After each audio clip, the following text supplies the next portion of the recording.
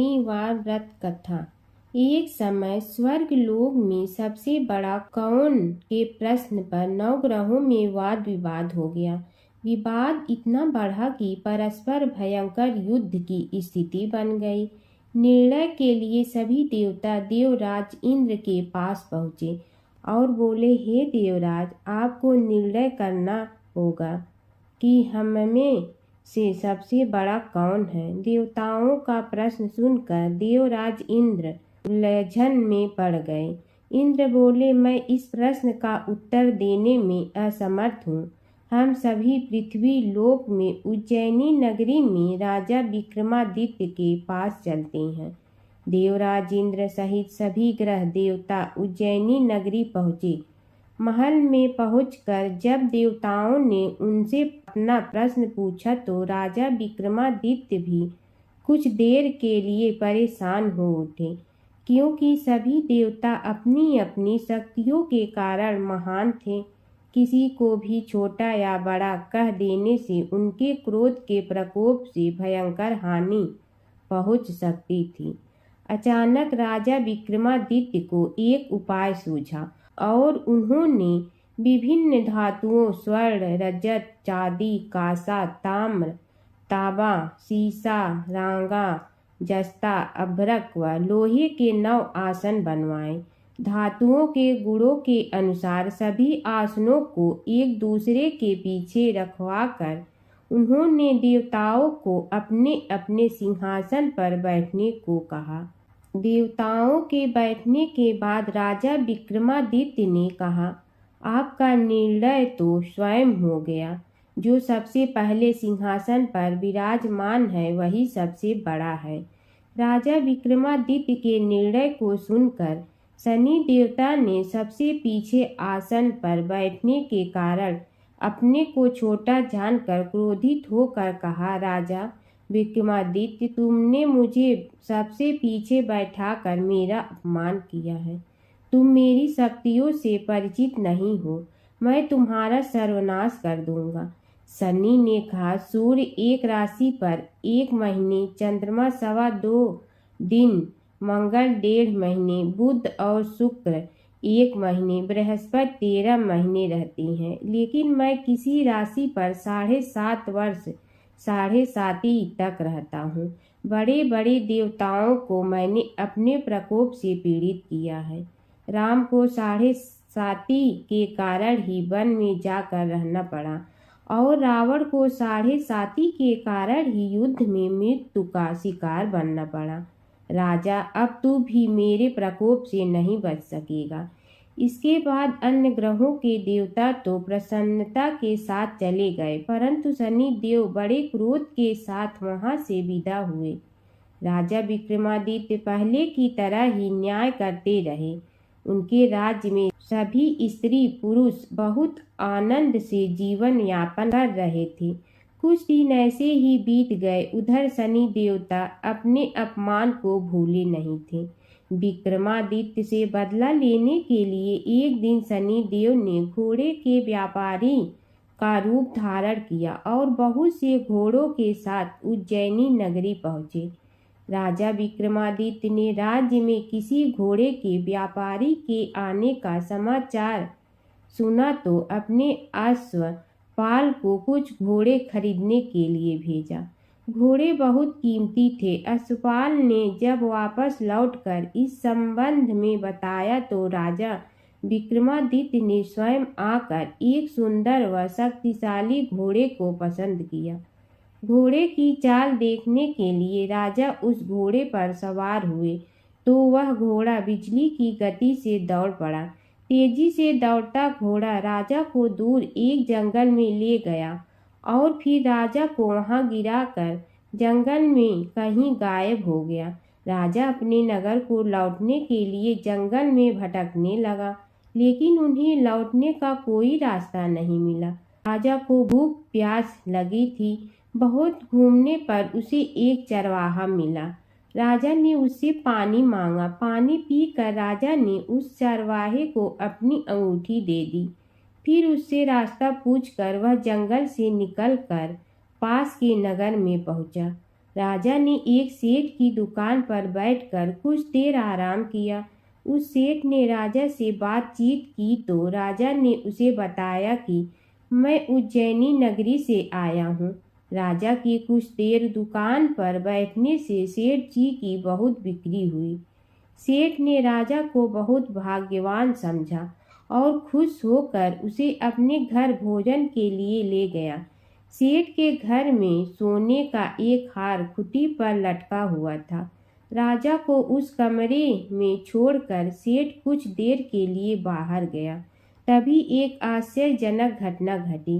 राजा के देखते देखते सोने के उस हार को खूंटी निगल गई। सेठ ने कमरे में लौटकर हार को गायब देखा तो चोरी का संदेह राजा पर ही किया, क्योंकि उस कमरे में राजा ही अकेला बैठा था।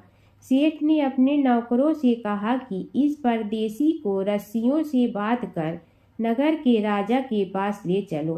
राजा ने विक्रमादित्य से हार के बारे में पूछा तो उसने बताया कि उसके देखते खुटी ने हार को निगल लिया था। इस पर राजा ने क्रोधित होकर चोरी करने के अपराध में विक्रमादित्य के हाथ पांव काटने का आदेश दे दिया। राजा विक्रमादित्य के हाथ पांव काटकर उसे नगर की सड़क पर छोड़ दिया गया। कुछ दिन बाद एक तेली उसे उठाकर अपने घर ले गया और उसे अपने कोल्हू पर बैठा दिया। राजा आवाज देकर बैलों को हाँकता रहता। इस तरह तेली का बैल चलता रहा और राजा को भोजन मिलता रहा। शनि के प्रकोप की 7.5 पूरी होने पर वर्षा ऋतु प्रारंभ हुई। राजा विक्रमादित्य एक रात मेघ मल्हार गा रहा था कि तभी नगर के राजा की लड़की राजकुमारी मोहिनी रथ पर सवार उस तेली के घर के पास से गुजरी। उसने मेघ मल्हार सुना तो उसे बहुत अच्छा लगा और दासी को भेजकर गाने वाले को बुला लाने को कहा। दासी ने लौटकर राजकुमारी को अपंग राजा के बारे में सब कुछ बता दिया। राजकुमारी उसके मेघ मल्हार से बहुत मोहित हुई, अतः उसने सब कुछ जानकर भी अपंग राजा से विवाह करने का निश्चय कर लिया। राजकुमारी ने अपने माता पिता से जब यह बात कही तो वे हैरान रह गए। रानी ने मोहिनी को समझाया, बेटी तेरे भाग्य में तो किसी राजा की रानी होना लिखा है, फिर तू उस अपंग से विवाह करके अपने पांव पर कुल्हाड़ी क्यों मार रही है। राजकुमारी ने अपनी जिद नहीं छोड़ी। अपनी जिद पूरी कराने के लिए उसने भोजन करना छोड़ दिया और प्राण त्याग देने का निश्चय कर लिया।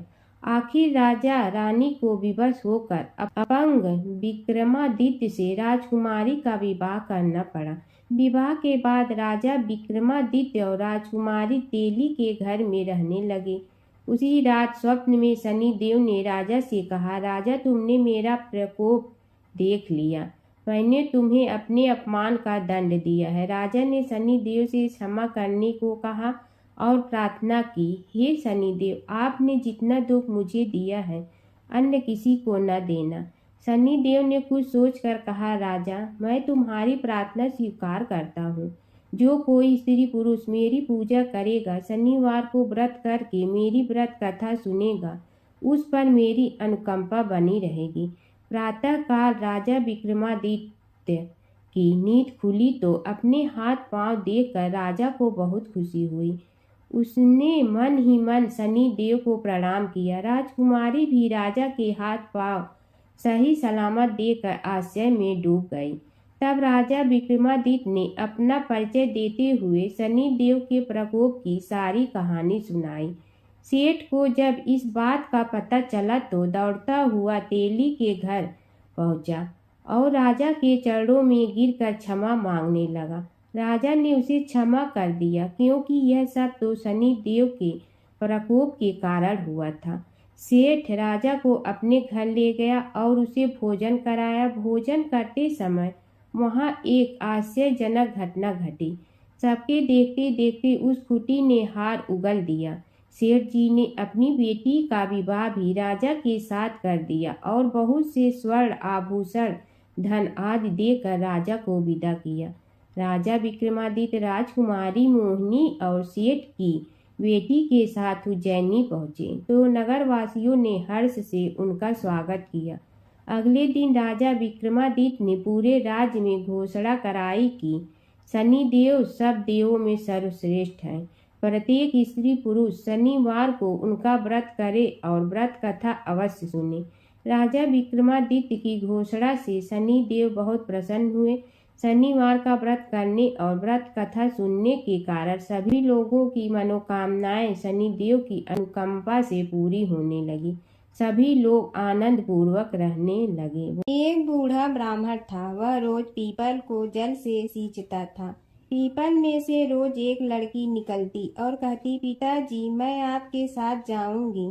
यह सुनते सुनते बूढ़ा दिन ब दिन कमजोर होने लगा। तो बुढ़िया ने पूछा कि क्या बात है।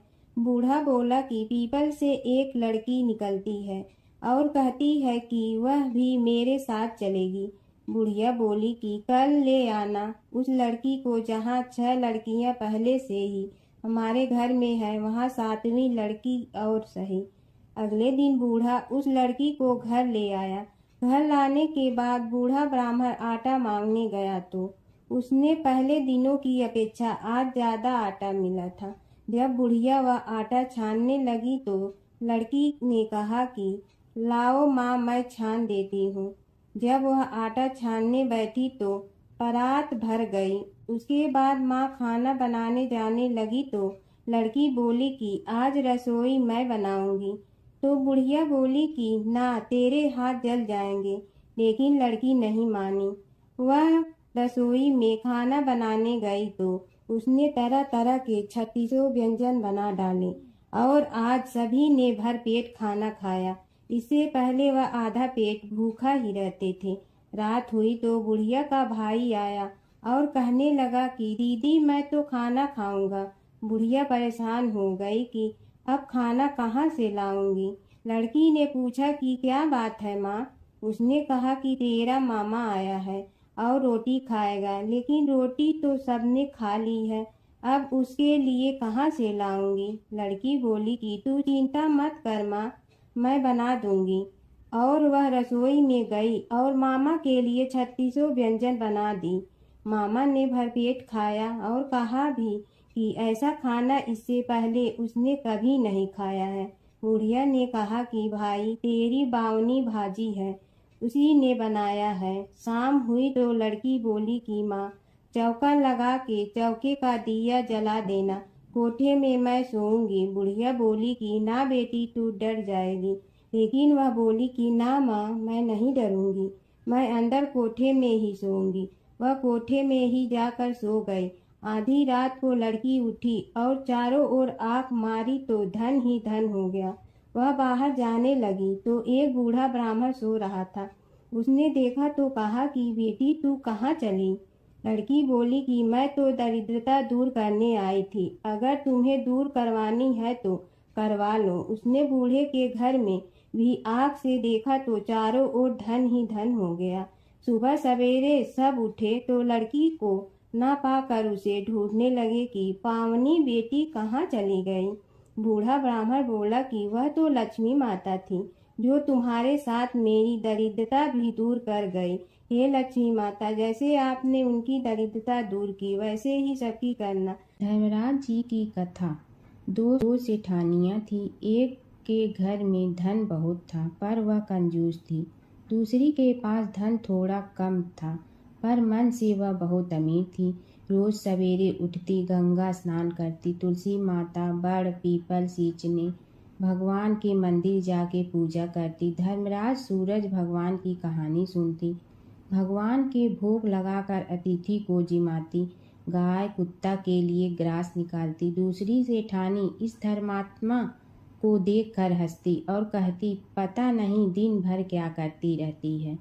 थोड़े समय बाद दोनों सेठानियों को भगवान का बुलावा आया। धर्मात्मा सेठानी के तो यमराज जी ने विमान भेजा और दूसरी को दूत मारते ही ले गया। रास्ते में सेठानी बोली, मेरे को भूख लगी है।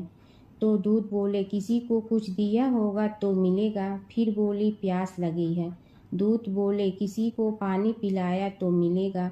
रास्ते में उसे काट चुभने लगे, गर्मी पड़ने लगी, पर दूत तो उसे घसीटे ही ले गए।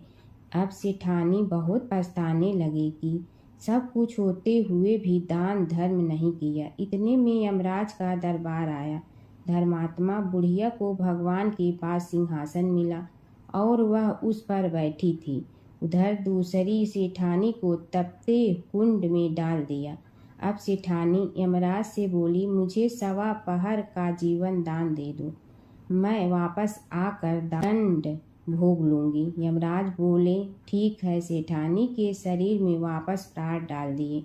संसार में आते ही पंडितों को बुलाकर सेठानी ने धर्मराज की कथा सुनी, सब तरह से दान धर्म किया। इतने में समय पूरा हो गया। अब की बार विमान आया। 1.25 पहर के दान धर्म से सेठानी को स्वर्ग मिला।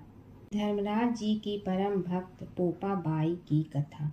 एक गांव में एक पोपा बाई रहती थी। जब वह 5 साल की थी तभी से वह नियम से धर्मराज जी व्रत की कथा सुनती थी और व्रत करती थी। एक दिन उसने अपने भाई व भाभी से कहा कि मैं शादी नहीं करूंगी, अब मैं अपना समय भगवान की पूजा अर्चना में ही बिताना चाहती हूँ। इसलिए मेरी झोपड़ी गांव के बाहर बनवा दो और गांव में सबको कह दो कि वह अपनी गाय व बछड़ों को मेरे यहाँ ही घास भूस चरने को भेज दो और जिसकी भी इच्छा हो, श्रद्धा हो, मुझे खाना भिजवा दो। एक दिन नगर का राजा शिकार खेलने जंगल में आया और गांव के बाहर जंगल के पास बनी झोपड़ी देखकर रुक गया। झोपड़ी के पास जाकर उसने आवाज लगाई कि कौन है, लेकिन भीतर से कोई आवाज न आने पर वह लगातार दरवाजा खटखटाता रहा। तब पोपा बाई उठी और कहने लगी कि कौन हो तुम जो बार बार दरवाजा बजा रहे हो, क्यों आवाज लगा रहे हो? राजा ने कहा कि मैं यहाँ का राजा हूँ और तुम्हारे साथ विवाह करूँगा। पोपा बाई ने कहा कि जहाँ से आए हो वहीं चले जाओ, मैं किसी पराये आदमी का मुंह नहीं देखती हूँ। राजा ने पोपा बाई की एक नहीं सुनी और जबरदस्ती उठा ले गया। तब पोपा बाई ने राजा को श्राप दिया कि तुम्हारा सारा राजपाट नष्ट हो जाएगा। महल में आने पर राजा की रानियों ने सारी बात सुनकर राजा से अनुरोध किया कि पोपा बाई को वहीं वापस छोड़ आओ। राजा जब पोपा बाई को वापस झोपड़ी में छोड़ने जाने लगा तो रास्ते में पाप की नदी आई जिसमें राजा डूब गया। कुछ समय बाद पोपा बाई मृत्यु के बाद धर्मराज जी के यहाँ पहुंची और धर्मराज जी ने उन्हें स्वर्ग का राज दे दिया। एक बार एक सेठ व सेठानी मृत्यु लोक से स्वर्ग लोक आए तो उसके द्वार बंद देखकर वह धर्मराज जी से द्वार खोलने का आग्रह करते हैं। धर्मराज जी कहते हैं, इस द्वार पर पोपा बाई का राज है। इस पर सेठ सेठानी कहते हैं कि हम पोपा बाई को नहीं जानते हैं। धर्मराज जी उन दोनों की बात सुनकर कहते हैं कि तुम दोनों 7 दिन तक मृत्युलोक में रहो। 8 खोपड़ा से राई भर कर 5 कपड़े ऊपर रख कर कहानी सुनकर उद्यापन करना और कहना कि राज है, पोपा बाई लेखा लेगी राई राई का। सारे बोलो पोपा बाई की जय।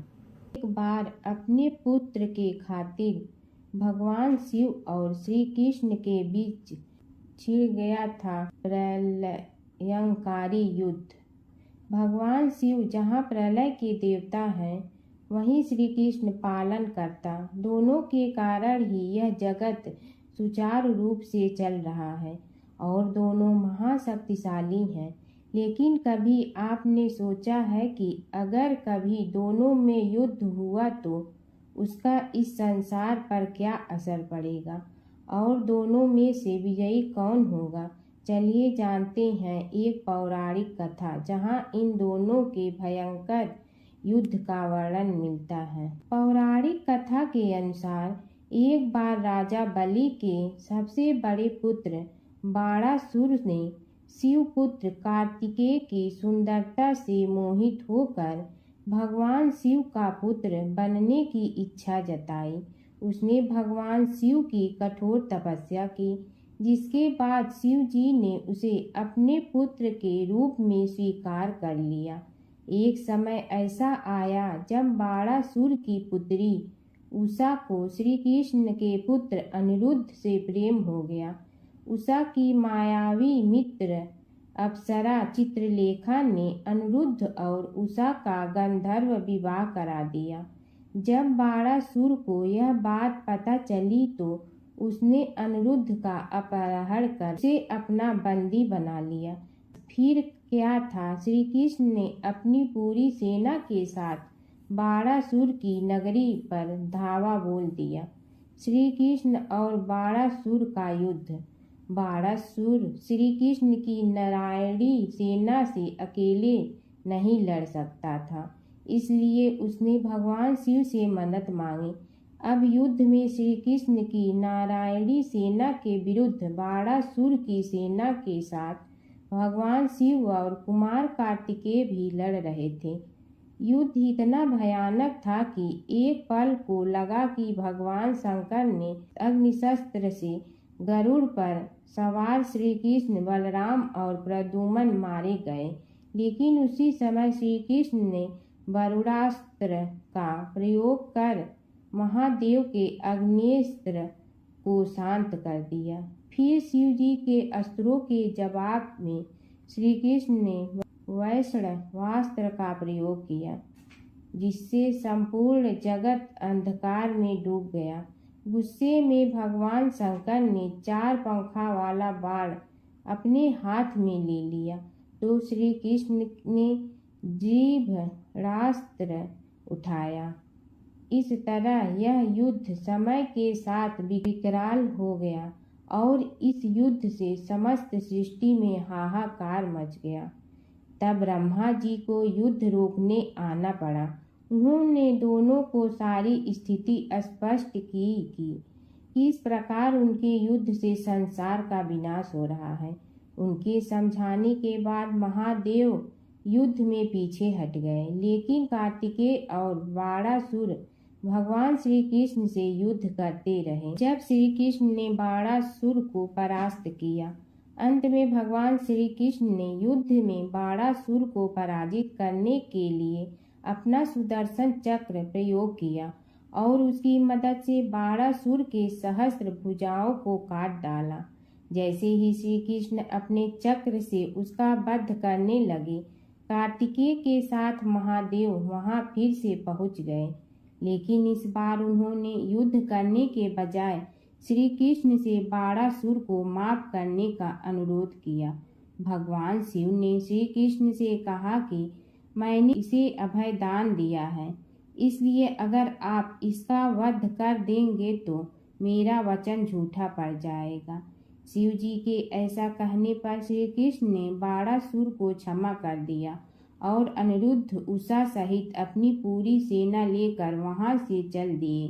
बाणासुर को आज भी अजर अमर माना जाता है और बाद में भगवान शिव के उसे अपने गढ़ों में शामिल कर लिया है।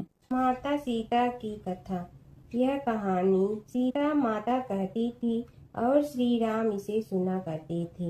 एक दिन श्री राम भगवान को किसी काम के लिए बाहर जाना पड़ा तो सीता माता कहने लगी कि भगवान, मेरा तो 12 वर्ष का नित्य नियम है। अब आप बाहर जाएंगे तो मैं अपनी कहानी किसे सुनाऊंगी। श्री राम ने कहा कि तुम कुएं की पाल पर जाकर बैठ जाना और वहां जो औरतें पानी भरने आएंगी उन्हें अपनी कहानी सुना देना। सीता माता कुएं की पाल पर जाकर बैठ जाती हैं। एक स्त्री आई, उसने रेशम की जड़ी की साड़ी पहन रखी थी और सोने का घड़ा ले रखा था। सीता माता उसे देख कहती हैं कि बहन, मेरा 12 वर्ष का नित्य सुन लो। पर वह स्त्री बोली कि मैं तुम्हारा नित्य सुनूंगी तो मुझे घर जाने में देरी हो जाएगी। और मेरी सास मुझसे लड़ेंगी। उसने कहानी नहीं सुनी और चली गई। उसकी रेशम जड़ी की साड़ी फट गई। सोने का घड़ा मिट्टी के घड़े में बदल गया। सास ने देखा तो पूछा कि ये किसका दोष अपने सिर लेकर आ गई है। बहू ने कहा कि कुएं पर एक औरत बैठी थी। उसने कहानी सुनने के लिए कहा, लेकिन मैंने सुनी नहीं, जिसका यह फल मिला है। बहू की बात सुनकर अगले दिन वही साड़ी और घड़ा लेकर सास कुएं की पाल पर गई। सास को वहीं माता सीता बैठी मिली तो माता सीता ने कहा कि बहन मेरी कहानी सुन लीजिए। सास बोली कि एक बार छोड़, मैं तो 4 बार कहानी सुन लूंगी। राम आए लक्ष्मण आए देश के पुजारी आए, नित नेम का नेम लाए आओ राम बैठो राम। तपी रसोई जियो राम, माखन मिश्री खाओ राम। दूध बतासा पियो राम, सूत के पल का मोठो राम। साल दुसाला पोठो राम, साल दुसाला ओढ़ो राम। जब बोलो जब राम ही राम, राम संवारे सबके काम। खाली घर भंडार भरेंगे, सबका बेड़ा पार करेंगे। श्री राम जय राम जय जय राम। सास बोली कि बहन कहानी तो बहुत अच्छी लगी। कहानी सुनकर सास घर चली गई और उसकी साड़ी फिर से रेशम जड़ी की बन गई। मिट्टी का घड़ा फिर सोने के घड़े में बदल गया। बहू कहने लगी, सासू माँ आपने ये सब कैसे किया। सास ने कहा कि बहू तू दोष लगा के आई थी और मैं अब दोष उतार कर आ रही हूँ। बहू ने फिर पूछा कि वह कुएं वाली स्त्री कौन है। सास बोली कि वे सीता माता थी। वे पुराने से नया कर देती हैं, खाली घर में भंडार भर देती हैं। वह लक्ष्मी जी का वास घर में कर देती हैं। आदमी की जो भी इच्छा हो उसे पूरा कर देती हैं। बहू बोली कि ऐसी कहानी मुझे भी सुना दो। सास बोली कि ठीक है तुम भी सुनो, और सास ने कहानी शुरू की। राम आए लक्ष्मण आए देश के पुजारी आए, नित नेम का नेम लाए आओ राम बैठो राम। तपी रसोई जियो राम, माखन मिश्री खाओ राम। दूध बतासा पियो राम, सूत के पल का मोठो राम। साल दुसाला पोठो राम, साल दुसाला ओढ़ो राम। जब बोलो जब राम ही राम, राम संवारे सबके काम। खाली घर भंडार भरेंगे, सबका बेड़ा पार करें। श्री राम जय जय राम। कहानी सुनकर बहू बोली कि कहानी तो बहुत अच्छी है। सास ने कहा कि ठीक है, इस कहानी को रोज कहा करेंगे। अब सास बहू रोज सवेरे उठती, नहाती धोती और पूजा करने के बाद नित नेम की सीता की कहानी कहती। एक दिन उनके यहाँ एक पड़ोस की औरत आई और बोली कि बहन जरा सी आँच दे ना। तो वह बोली कि आज तो अभी हमने जलाई ही नहीं। पड़ोसन ने कहा कि तुम सुबह 4 बजे से उठकर क्या कर रही हो। फिर उन्होंने कहा कि सुबह उठकर हम पूजा करते हैं, फिर सीता माता की नित नेम की कहानी कहते हैं। पड़ोसन ने उसकी बात सुनकर फिर कहा कि सीता माता की कहानी कहने से तुम्हें क्या मिलता है। वे बोली कि इनकी कहानी कहने से घर में भंडार भर जाते हैं, सारे काम सिद्ध होते हैं, मन की इच्छा भी पूरी हो जाती है। पड़ोसन कहती है कि बहन ऐसी कहानी तो मुझे भी सुना दो। फिर वह बोली कि ठीक है तुम भी यह कहानी सुन लो। राम आए लक्ष्मण आए देश के पुजारी आए, नित नेम का नेम लाए आओ राम बैठो राम। सारी कहानी सुनने के बाद पड़ोसन कहने लगी, बहन कहानी तो मुझे बहुत अच्छी लगी। अब वह पड़ोसन भी नित नेम सीता माता की कहानी कहने लगी। कहानी कहने से सीता माता ने पड़ोसन के भी भंडार भर दिए। अब तो पूरे मोहल्ले में नित नेम की कथा चल पड़ी। हर किसी की मनोकामना पूरी होने लगी। हे सीता माता, जैसे आपने उनके भंडार भरे वैसे ही आप हमारे भी भंडार भरना, सबकी भरना, कहानी सुनने वाले के भी और कहानी कहने वाले के भी। गणेश और बुढ़िया माई की कथा। एक बुढ़िया थी, वह बहुत ही गरीब और दृष्टिहीन थी। उसके एक बेटा और बहू थी। वह बुढ़िया सदैव गणेश जी की पूजा किया करती थी। एक दिन गणेश जी प्रकट होकर उस बुढ़िया से बोले बुढ़िया माँ तू जो चाहे सो मांग ले। बुढ़िया बोली मुझे तो मांगना नहीं आता, कैसे और क्या मांगूं। तब गणेश जी बोले अपने बहू बेटे से पूछ कर मांग ले। तब बुढ़िया ने अपने बेटे से कहा गणेश जी कहते हैं तू कुछ मांग ले, बता मैं क्या मांगूं। पुत्र ने कहा माँ तू धन मांग ले। बहू से पूछा तो बहू ने कहा नाती मांग ले। तब बुढ़िया ने सोचा कि ये तो अपने अपने मतलब की बात कर रहे हैं, अतः उस बुढ़िया ने पड़ोसन से पूछा तो उन्होंने कहा बुढ़िया तू तो थोड़े दिन जियोगी, क्यों तू धन मांगो और क्यों नाती मांगे। तू तो अपनी आंखों की रोशनी मांग ले, जिससे तेरी जिंदगी आराम से कट जाए। इस पर बुढ़िया बोली यदि आप प्रसन्न है तो मुझे 9 करोड़ की माया दे, निरोगी काया दे, अमर सुहाग दे, आंखों की रोशनी दे, नाती दे, पोता दे और सब परिवार को सुख दे और अंत में मोक्ष दे।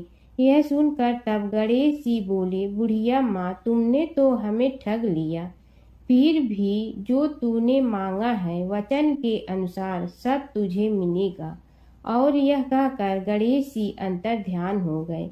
उधर बुढ़िया माँ ने जो कुछ मांगा वह सब कुछ मिल गया। हे गणेश जी महाराज, जैसे तुमने उस बुढ़िया माँ को सब कुछ दिया वैसे ही सबको देना। एक समय की बात है कि विष्णु भगवान का विवाह लक्ष्मी जी के साथ निश्चित हो गया। विवाह की तैयारी होने लगी। सभी देवताओं को निमंत्रण भेजे गए, परंतु गणेश जी को निमंत्रण नहीं दिया।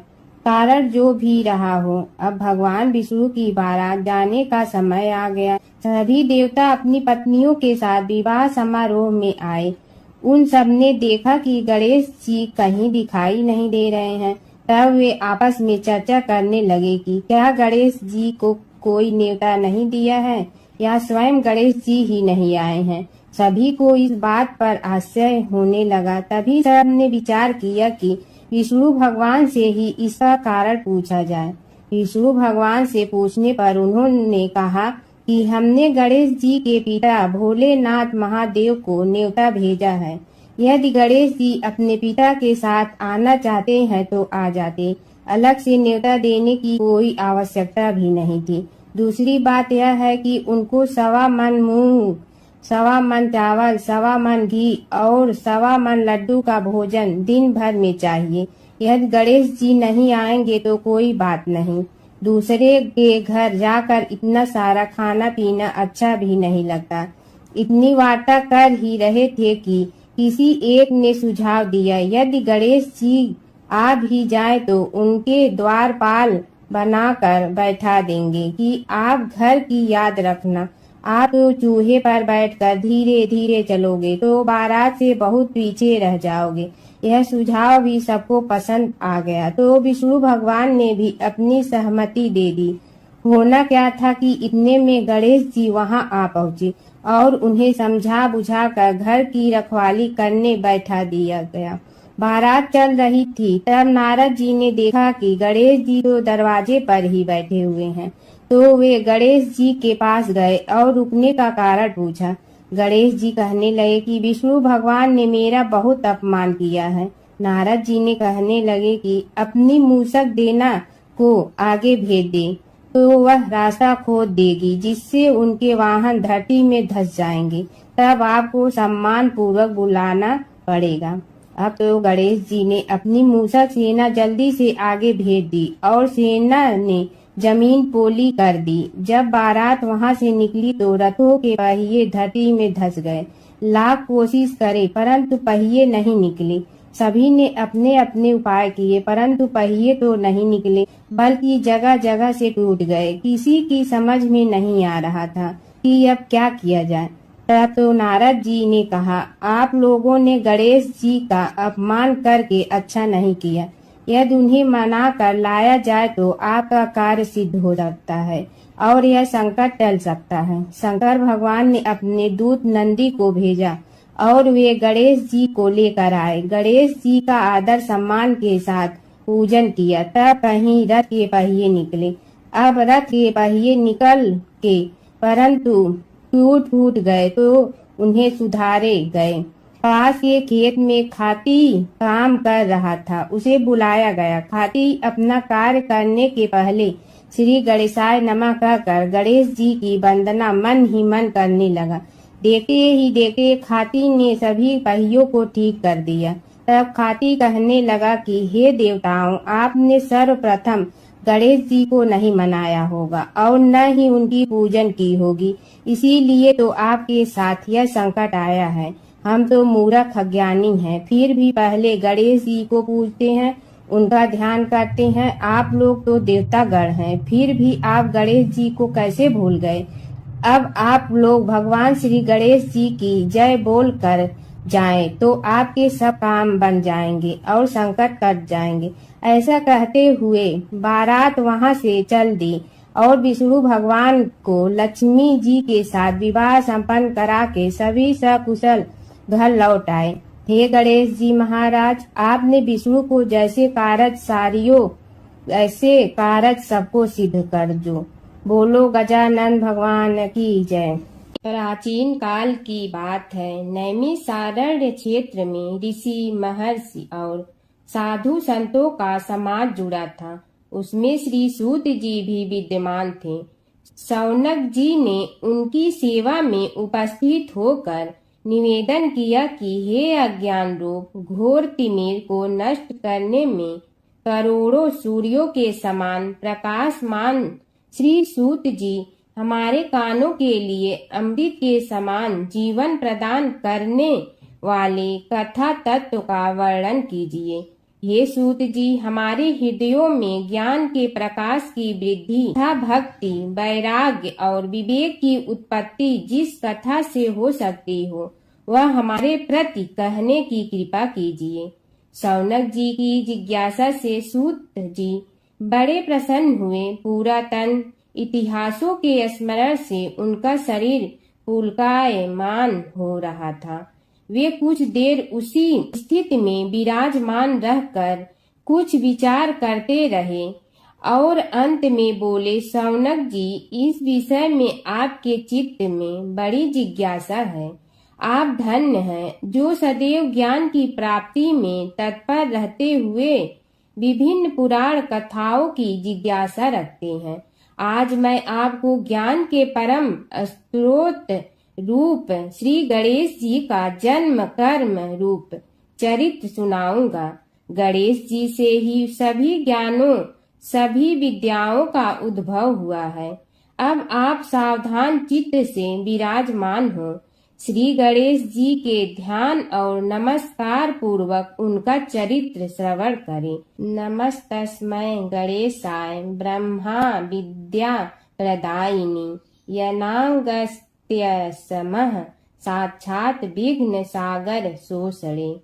कैसे हैं वे श्री गणेश जो सभी प्रकार की ब्रह्म विद्याओं को प्रदान करने वाले, अर्थात ब्रह्मा के सगुण और निर्गुण स्वरूप पर प्रकाश डालने और जीव ब्रह्मा का अभेद प्रतिपादन करने वाली विद्याओं के दाता हैं। वे विघ्नों के समुद्रों को महर्षि अगस्त के समान शोषण करने में समर्थ हैं, इसलिए उनका नाम विघ्न सागर शोषक के नाम से प्रसिद्ध है। मैं उन भगवान श्री गणेश जी को नमस्कार करता हूँ। प्रथम पूजा के अधिकारी श्री गणेश जी, यह कहकर सूत जी कुछ समय के लिए मौन हो गए और फिर बोले, शौनक जी, भगवान गणेश जी ही सर्वप्रथम पूजा प्राप्ति के अधिकारी हैं। किसी भी देवता की पूजा करो, पहले उनकी पूजा करो। शौनक जी ने निवेदन किया, हे भगवान, हे सूत, सर्वप्रथम यह बताने की कृपा कीजिए कि गणेश जी को प्रथम पूजा का अधिकार किस प्रकार प्राप्त हुआ। इस विषय में मेरी बुद्धि मोह को प्राप्त हो रही है कि सृष्टि रचयिता ब्रह्मा जी, पालन करता भगवान नारायण और संहार करता शिव जी में से किसी को प्रथम पूजा का अधिकारी क्यों नहीं माना गया। यह त्रिदेव ही तो सबसे बड़ा देवता माने जाते हैं। सूत जी ने कहा, शौनक जी, यह भी एक रहस्य ही है। देखो, अधिकार मांगने से नहीं मिलता, इसके लिए योग्यता होनी चाहिए। संसार में अनेकों देवी देवताएं पूजे जाते हैं। पहले जो जिसका इष्ट देव होता है वह उसी की पूजा किया करता है। इससे बड़े देवताओं के महत्व में कमी आने की आशंका उत्पन्न हो गई। इस कारण देवताओं में परस्पर विवाद होने लगा। वे उसका निर्णय प्राप्त करने के लिए शिव जी के पास पहुँचे और प्रणाम करके पूछने लगे, प्रभु, हम सब में प्रथम पूजा का अधिकारी कौन है? शिव जी सोचने लगे कि किसे प्रथम पूजा का अधिकारी माने। तभी उन्हें एक युक्ति सूझी। बोले, देवगण, इसका निपटारा बातों से नहीं तथ्यों से होगा। इसके लिए एक प्रतियोगिता रखनी होगी, शिव की परिक्रमा करने की प्रतियोगिता। देवगण उनका मुख देखने लगे, शंकित हृदय से सोचने लगे कि कैसी प्रतियोगिता रहेगी। यह शिव जी ने उनके मन के भाव ताड़ लिए, इसलिए सांत्वना भरे शब्दों में बोले, घबराओ मत, कोई कठिन परीक्षा नहीं ली जाएगी। बस इतना ही कि सभी अपने अपने वाहनों पर चढ़कर संसार की परिक्रमा करो और फिर यहाँ लौट आओ। जो पहले लौटेगा वही सर्वप्रथम पूजा का अधिकारी होगा। अब क्या देर थी, सभी अपने अपने वाहन पर चढ़कर दौड़ पड़े। किसी का वाहन गजराज था तो किसी का सिंह, किसी का भैंसा तो किसी का मृग, किसी का हंस तो किसी का उल्लू, किसी का अश्व तो किसी का श्वान। अभिप्राय यह है कि वाहनों को विविधता के दर्शन उस समय जितने भले प्रकार से हो सकते थे उतने अन्य समय में नहीं। सबसे गया बीता वाहन गणेश जी का था मूषक, उससे चूहा भी कहते हैं। ऐसे वाहन के बल भरोसे इस प्रतियोगिता में सफल होना तो क्या, सम्मिलित होना भी हास्यास्पद है। गणेश जी ने सोचा, छोड़ो, क्या होगा प्रतियोगिता में भाग लेने से, हम तो यहाँ बैठे रहकर ही तमाशा देखेंगे। वे बहुत देर तक विचार करते रहे। अंत में उन्हें एक युक्ति सूझी। शिव जी स्वयं ही जगदाता हैं, यह संसार उन्हीं का प्रतिबिंब है, तब क्यों न इन्हीं की परिक्रमा कर ली जाए। इनकी परिक्रमा करने से ही संसार की परिक्रमा हो जाएगी। ऐसा निश्चय कर उन्होंने मूषक पर चढ़कर शिव जी की परिक्रमा की और उनके समक्ष जा पहुँचे। शिव जी ने कहा, तुमने परिक्रमा पूर्ण कर ली? उन्होंने उत्तर दिया, जी हाँ। शिव जी सोचने लगे कि इसे तो यहीं घूमते हुए देखा, फिर परिक्रमा कैसे कराया। देवताओं का परिक्रमा करके लौटना आरंभ हुआ और उन्होंने गणेश जी को वहां बैठे देखा तो माथा ठनक गया। फिर भी साहस करके बोले, अरे तुम विश्व की परिक्रमा के लिए नहीं गए? गणेश जी ने कहा, अरे मैं कब का यहाँ आ गया। देवता बोले, तुम्हें तो कहीं भी नहीं देखा। गणेश जी ने उत्तर दिया, देखते कहाँ से, समस्त संसार शिव जी में विद्यमान है। इनकी परिक्रमा करने से ही संसार की परिक्रमा पूर्ण हो गई। सूत जी बोले, शौनक, इस प्रकार गणेश जी ने अपनी बुद्धि के बल पर ही विजय प्राप्त कर ली। उनका कथन सत्य था, इसलिए कोई विरोध करता भी तो कैसे। बस उसी दिन से गणेश जी की प्रथम पूजा होने लगी। सूत जी बोले, हे शौनक जी, यह एक तथ्य है कि गणेश जी ही उसके पात्र हैं। वे बड़े देवता का भी कार्य सिद्धि में विघ्न उपस्थित होने पर उन विघ्न राज का आश्रय न लिया हो। हे शौनक, वे देव भी बड़े दयालु हैं। नाम तो शिव जी का ही आशुतोष है, किंतु वे सर्वात्मा और सर्वरक्षक प्रभु तो शिव जी की अपेक्षा भी शीघ्र ही प्रकट हो जाते हैं। उनका भक्त कभी किसी संकट में नहीं पड़ता। यदि प्रारब्ध वशात कभी किसी विपत्ति में पड़ भी जाता है तो गणेश्वर की उपासना करने पर उनके अनुग्रह से उनके समस्त दुख दूर होकर परम सुख की प्राप्ति होती है। शौनक ने कहा, हे सूत जी, हे महाभाग, हे प्रभु, मैं गणेश जी के विभिन्न चरित्रों का अध्ययन करना चाहता हूँ, तो मुझे बताइए कि किस ग्रंथ का अवलोकन करूँ। हे दयामय, आपको तो उनके समस्त चरित्र विदित है कि यदि आप ही उन्हें सुनाने की कृपा करें तो मेरा अत्यधिक उपकार होगा। सूत जी बोले, हे शौनक भगवान, गणेश्वर के इतने चरित्र हैं कि उन सब का कथन इस जीवा से संभव नहीं, क्योंकि प्रभु अनंत, प्रभु चरित्र अनंता वाली बात समस्त विद्वान ऋषि मुनि कहते हैं। फिर भी गणेश जी प्रथम पूजा के अधिकारी होने के कारण समस्त देव चरित्रों में जुड़े हुए हैं, इसलिए उनका प्रभाव भी सर्वाधिक व्यापक है। हे मुने, हे शौनक, वे भगवान सर्व समर्थ हैं, वे सभी का तिरस्कार करने में समर्थ हैं, किंतु उनका तिरस्कार कोई भी नहीं कर सकता। यह त्रिलोक्य उन्हीं भगवान के संकेत पर नित्य करता है, इसकी समस्त क्रियाएं उन्हीं की इच्छा पर आश्रित हैं। हे शौनक भगवान गणेश्वर स्वयं कहते हैं, शिवे विष्णु च शक्तौ च सूर्ये मयि निराधिप यो भेद बुद्धि योग स सम्य योगो मतो मम। हे नरेश्वर, हे वरेण्य, शिव, विष्णु, शक्ति, सूर्य और मुझ गणेश में जो अभेद बुद्धि योग है, मेरे मत में वही सम्यक योग है। इससे यह भी सिद्ध है कि समस्त देवता उन्हीं के स्वरूप हैं, वे ही भगवान विभिन्न कार्य रूपों के अनुसार अपना भिन्न भिन्न नाम रखते हैं। हे मुनि श्रेष्ठ, उन सब देवताओं के चरित्र भी उन्हीं गणराज के चरित्र हैं। यद्यपि सब चरित्र एक ही ग्रंथ में मिलने में संभव नहीं है, फिर भी गणेश्वर के अनेकों प्रमुख चरित्रों का वर्णन गणेश पुराण में हुआ है। राजा सोमकांत का वृतांत कथन।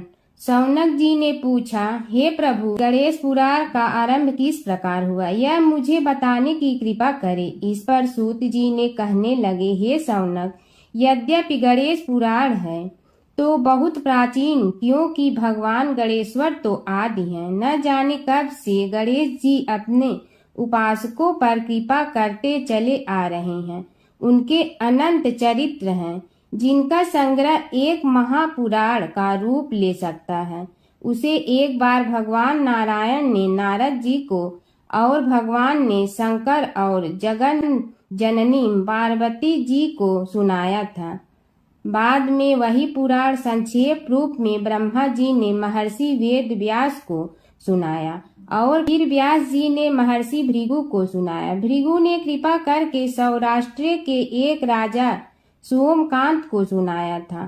तब से वह पुराण अनेक कथाओं में विस्तृत होता रहा और अनेक कथाओं से रहित होता हुआ अनेक रूप में प्रचलित है।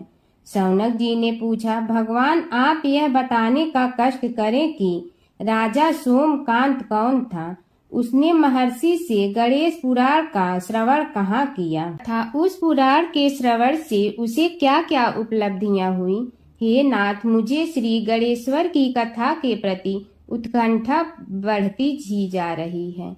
सूत जी बोले, हे शौनक, सौराष्ट्र के देवनगर नाम की एक प्रसिद्ध राजधानी थी। वहाँ का राजा सोमकांत था। वह अपनी प्रजा का पुत्र के समान पालन करता था। वह वेद ज्ञान संपन्न, शस्त्र विद्या में पारंगत एवं प्रबल प्रतापी राजा, समस्त राजाओं में मान्य तथा अत्यंत वैभवशाली था। उसका ऐश्वर्य कुबेर के भी ऐश्वर्य को लज्जित करता था। उसने अपने पराक्रम से अनेकों देश जीत लिए थे। उसकी पत्नी अत्यंत रूपवती, गुणवती, धर्माज्ञा एवं पतिव्रत धर्म का पालन करने वाली थी। वह सदैव अपने प्राणनाथ की सेवा में लगी रहती थी। उसका नाम सुधर्मा था। जैसे वह प्रतिव्रता थी, वैसे ही राजा भी एक पत्नी व्रता का पालन करने लगा। उसके हेमकांत नामक एक सुंदर पुत्र था। वह भी सभी विद्याओं का ज्ञाता और अस्त्र शस्त्रादि के अभ्यास में निपुण हो गया था। यह सभी श्रेष्ठ लक्षणों से संपन्न, सद्गुणी एवं प्रजा जनों के हितों का अत्यंत पोषक था। इस प्रकार राजा सोमकांत स्त्री पुत्र, पशु वाहन, राज्य एवं प्रतिष्ठा आदि से सब प्रकार सुखी था, उसे दुख तो था ही नहीं। सभी राजागण उसका हार्दिक सम्मान करते थे तथा उसकी श्रेष्ठ कीर्ति भी संसार व्यापी थी। परंतु युवा अवस्था के अंत में सोमकांत को घृणित कोष्ठ रोग हो गया। उसके अनेक उपचार किए गए किंतु कोई लाभ नहीं हुआ। रोग शीघ्रता से बढ़ने लगा और उसके कीड़े पड़ गए। जब रोग की अधिक वृद्धि होने लगी और उसका कोई उपाय न हो सका तो राजा ने मंत्रियों को बुलाकर कहा, सुब्रतो, जाने किस कारण यह रोग मुझे पीड़ित कर रहा है। अवश्य ही यह किसी पूर्व जन्म के पाप का फल होगा। इसलिए मैं अब अपना समस्त राजपाट छोड़कर वन में रहूंगा। मेरे पुत्र हेमकांत को मेरे समान मानकर राज्य शासन का धर्म पूर्वक संचालन कराते रहें। यह कहकर राजा ने शुभ दिन दिखवाकर अपने पुत्र हेमकांत को राज्य पद पर अभिषेक किया और अपनी पत्नी सुधर्मा के साथ निर्जन वन की ओर चल दिया। प्रजापालक राजा के वियोग में समस्त प्रजा जन अश्रु बहाते हुए उनके साथ चले गए। राज्य की सीमा पर पहुंचकर राजा ने अपने पुत्र अमात्यगण और प्रजा जनों को समझाया, आप सब लोग धर्म के जानने वाले, श्रेष्ठ आचरण में तत्पर एवं सहृदय हैं। यह संसार तो वैसे भी परिवर्तनशील है। जो आज है वह कल नहीं था और आने वाले कल में भी नहीं रहेगा। इसलिए मेरे जाने से दुख का कोई कारण नहीं है। मेरे स्थान पर मेरा पुत्र सभी कार्यों को करेगा। इसलिए आप सब उसके अनुशासन में रहते हुए उसे सदैव सम्मान करते रहें। फिर पुत्र से कहा, बेटा, यह स्थिति सभी के समझ आती रही है। हमारे पूर्व पुरुष भी परंपरागत रूप से वृद्धावस्था आने पर वन में जाते रहे हैं। मैं कुछ समय पहले ही वन में जा रहा हूँ तो कुछ पहले या पीछे जाने में कोई अंतर नहीं पड़ता। यदि कुछ वर्ष बाद जाऊं तब भी मोह का त्याग करना ही होगा। इसलिए हे वत्स, तुम दुखित मत हो और मेरी आज्ञा मानकर राज्य शासन को ठीक प्रकार चलाओ। ध्यान रखना, क्षत्रिय धर्म का कभी त्याग न करना और प्रजा को सदा सुखी रखना। इस प्रकार राजा सोमकांत ने सभी को समझा बुझाकर वहां से वापस लौट आया और स्वयं अपनी पतिव्रता भार्या के साथ वन में प्रवेश किया। पुत्र हेमकांत के आग्रह से उसने सुबल और ज्ञान गम्य नामक 2 आत्माओं को भी साथ ले लिया। उन सब ने एक समतल एवं सुंदर स्थान देखकर वहां विश्राम किया। तभी उन्हें एक मुनि कुमार दिखाई दिया। राजा ने उससे पूछा, तुम कौन हो, कहाँ रहते हो? यदि उचित समझो तो मुझे बताओ। मुनि बालक ने कोमल बाड़ी में कहा, मैं महर्षि भृगु का पुत्र हूँ। मेरा नाम च्यवन है। हमारा आश्रम निकट में ही है। अब आप भी अपना परिचय दीजिए। राजा ने कहा, मुनि कुमार, आपका परिचय पाकर मुझे बड़ी प्रसन्नता हुई। मैं सौराष्ट्र के देवनगर नामक राज्य का अधिपति रहा हूँ। अब अपने पुत्र को राज्य देकर मैंने अरण्य की शरण ली है। मुझे कुष्ठ रोग अत्यंत पीड़ित किए हुए हैं। उसकी निवृत्ति का कोई उपाय करने वाला हो तो कृपा कर मुझे बताइए। मुनि कुमार ने कहा, मैं अपने पिताजी से अपना वृतांत कहता हूँ, फिर वे जैसा कहेंगे आपको बताऊंगा। यह कहकर मुनि बालक चला गया और कुछ देर में ही आकर बोला, राजन, मैंने आपका वृतांत अपने पिताजी को बताया। उनकी आज्ञा हुई है कि आप सब मेरे साथ आश्रम में चलकर उनसे भेंट करें, तभी आपके रोग के विषय में भी विचार किया जाएगा। राजा सोमकांत के पूर्व जन्म का वृत्तांत भृगु द्वारा वर्णन। राजा अपनी पत्नी और अमात्यों के सहित च्यवन के साथ साथ भृगु आश्रम में जा पहुंचा और उन्हें प्रणाम कर बोला, हे भगवान, हे महर्षि, मैं आपकी शरण हूँ। आप मुझ कुष्ठी पर कृपा कीजिए। महर्षि बोले, राजन, यह तुम्हारे किसी पूर्व जन्म कृत पाप का ही उदय हो गया है। इसका उपाय मैं विचार करके बताऊंगा। आज तो तुम सब स्नान आदि से निवृत्त होकर रात्रि विश्राम करो। महर्षि की आज्ञा अनुसार सबने स्नान भोजन आदि के उपरांत रात्रि व्यतीत की और प्रातः काल स्नान आदि नित्य कर्मों से निवृत्त होकर महर्षि की सेवा में उपस्थित हुए। महर्षि ने कहा, राजन, मैंने तुम्हारे पूर्व जन्म का वृतांत जान लिया हूँ और यह भी विदित कर लिया है कि किस पाप के फल से तुम्हें इस रोग की प्राप्ति हुई है। यदि तुम चाहो तो उसे सुना दूं। राजा ने हाथ जोड़कर निवेदन किया, बड़ी कृपा होगी मुनिनाथ, मैं उसे सुनने के लिए उत्कंठित हूँ। महर्षि ने कहा, तुम पूर्व जन्म में एक धनवान वैश्य के लाडले पुत्र थे। वह वैश्य विंध्याचल के निकट कौलहार नामक ग्राम में निवास करता था। उसकी पत्नी का नाम सुलोचना था। तुम उसी वैश्य दंपत के पुत्र हुए।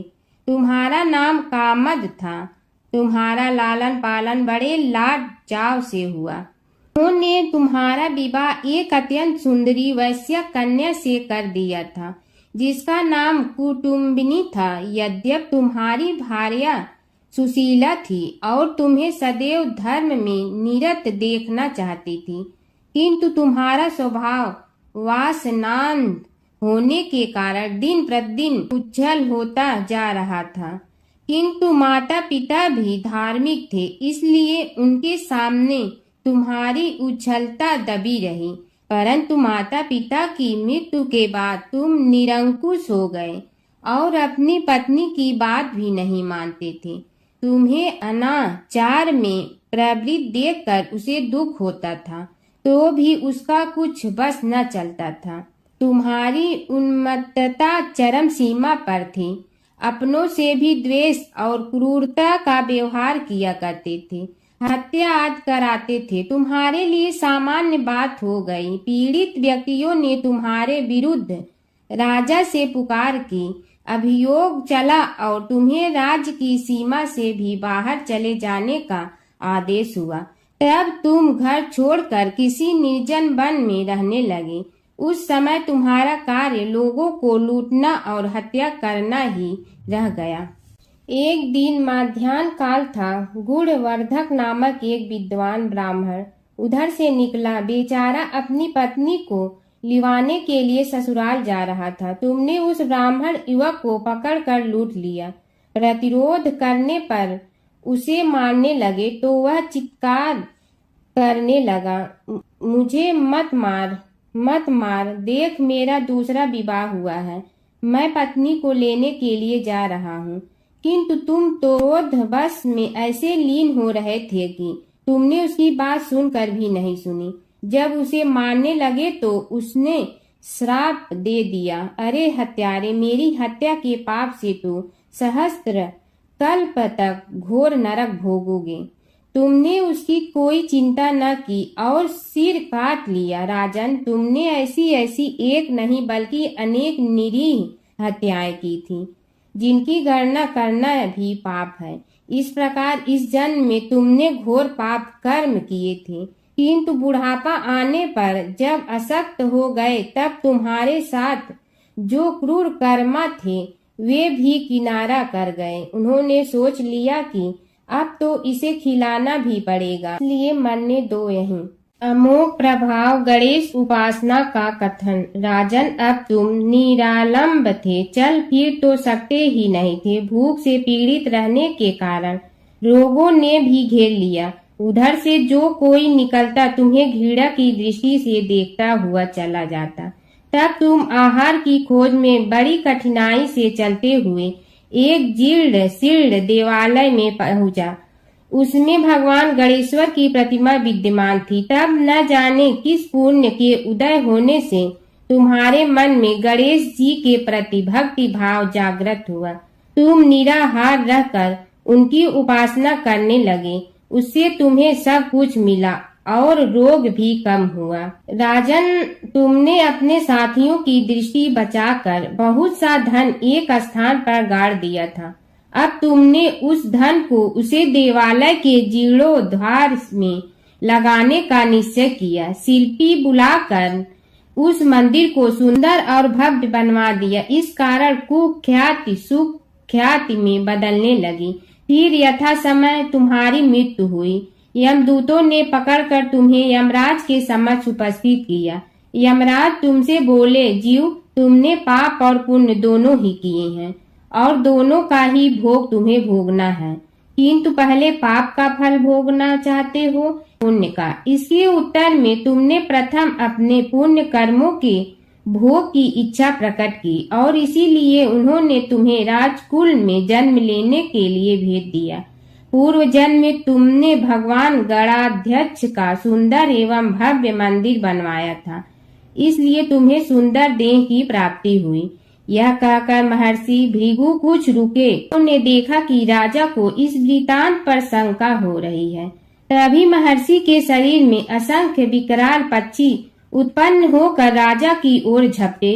उनकी चोंच बड़ी तीक्ष्ण थी, जिनसे वे राजा के शरीर को नोच नोच कर खाने लगे। उसके कारण उत्पन्न असहनीय पीड़ा से व्याकुल हुए राजा ने महर्षि के समक्ष हाथ जोड़कर निवेदन किया, प्रभु, आपका आश्रम तो समस्त द्वेष आदि से परे है और यहाँ मैं आपकी शरण में बैठा हूँ, तब यह पक्षी मुझे आकर ही क्यों पीड़ित कर रहे हैं? हे मुनिनाथ, इनसे मेरी रक्षा कीजिए।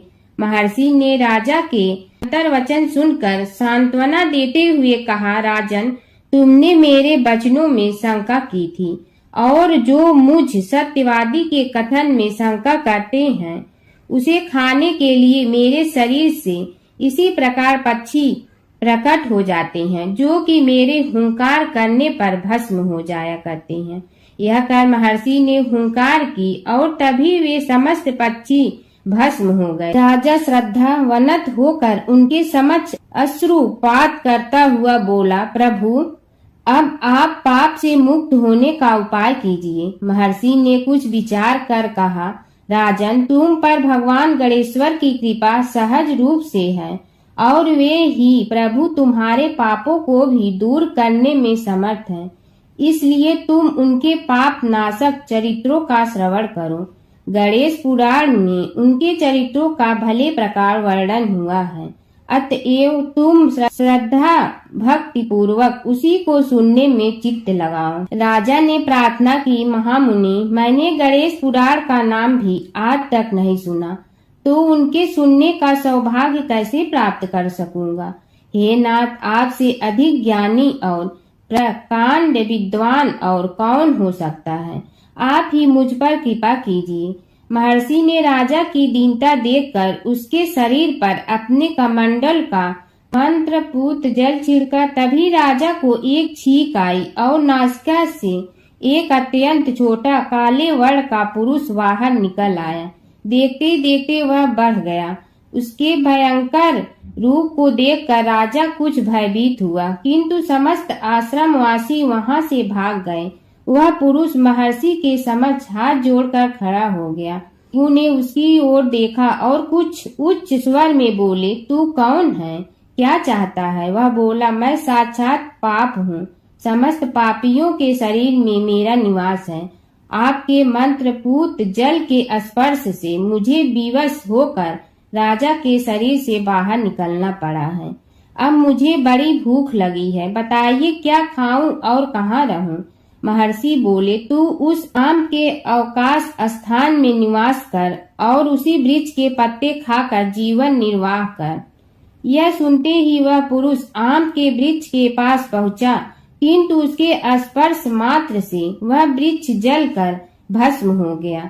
फिर जब पाप पुरुष को रहने के लिए कोई स्थान दिखाई न दिया तो वह भी अंतर्हित हो गया।